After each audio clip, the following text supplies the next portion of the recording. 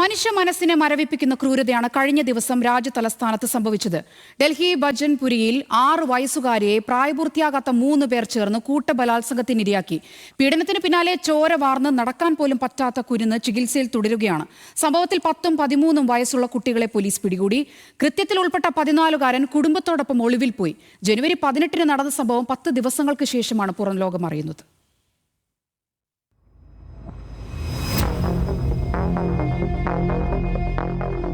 രാജ്യതലസ്ഥാനമായ ഡൽഹിയിൽ സ്ത്രീ സുരക്ഷ എന്നത് ഇന്നും ഗൗരവതരമായ ചർച്ചകൾക്ക് വിധേയമാകുന്ന ഒന്നാണ്. ഇന്ത്യയിൽ സ്ത്രീകൾക്കെതിരെ ഏറ്റവും കൂടുതൽ കുറ്റകൃത്യങ്ങൾ റിപ്പോർട്ട് ചെയ്യപ്പെടുന്ന കേന്ദ്രഭരണ പ്രദേശങ്ങളിൽ ഒന്നാണ് ഡൽഹി. നിയമ സംവിധാനങ്ങൾ എത്രയൊക്കെ ജാഗ്രത പുലർത്തുന്നുണ്ടെന്ന് പറഞ്ഞാലും പ്രായഭേദമന്യേ സ്ത്രീകൾക്ക് നേരെയുണ്ടാകുന്ന അതിക്രമ വാർത്തകൾ മനുഷ്യ മനസ്സുകളെ വീണ്ടും മരവിപ്പിക്കുന്നു. വടക്ക് കിഴക്കൻ ഡൽഹിയിലെ ഭജൻപുരയിലെ 6 വയസ്സുകാരിക്ക് നേരെ നടന്ന അതിക്രൂരമായ കൂട്ടബലാത്സംഗം രാജ്യത്തെ വീണ്ടും നടുക്കിയിരിക്കുകയാണ്. पैसे दिए तो नकली तीनों नहीं किया है. ജനുവരി 18-ന് നടന്ന സംഭവം പുറലോകം അറിയുന്നത് 10 ദിവസങ്ങൾക്ക് ശേഷം.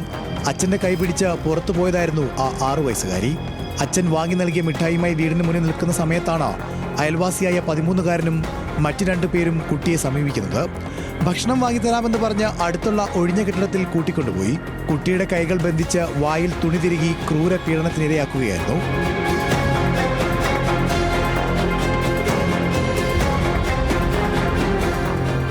രക്തം വാർന്ന് നടക്കാൻ പോലും പറ്റാത്ത അവസ്ഥയിലാണ് പെൺകുട്ടി തിരികെ വീട്ടിലെത്തിയത്. ഭയന്ന് വിറച്ച കുട്ടി ബോധരഹിതയായി നിലത്തു വീണു.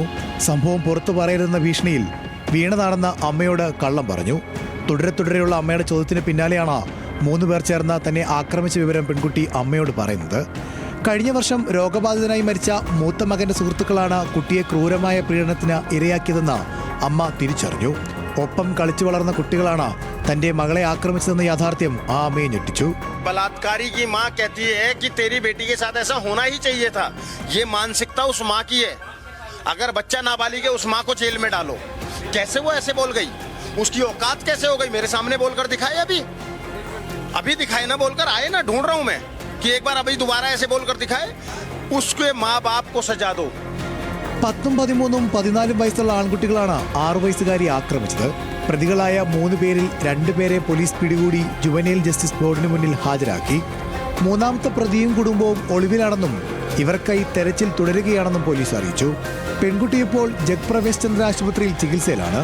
കുട്ടിയുടെ ആരോഗ്യനില തൃപ്തികരമാണെങ്കിലും മാനസികമായും ശാരീരികമായും വലിയ ആഘാതത്തിലാണെന്ന് കുടുംബം വ്യക്തമാക്കുന്നു.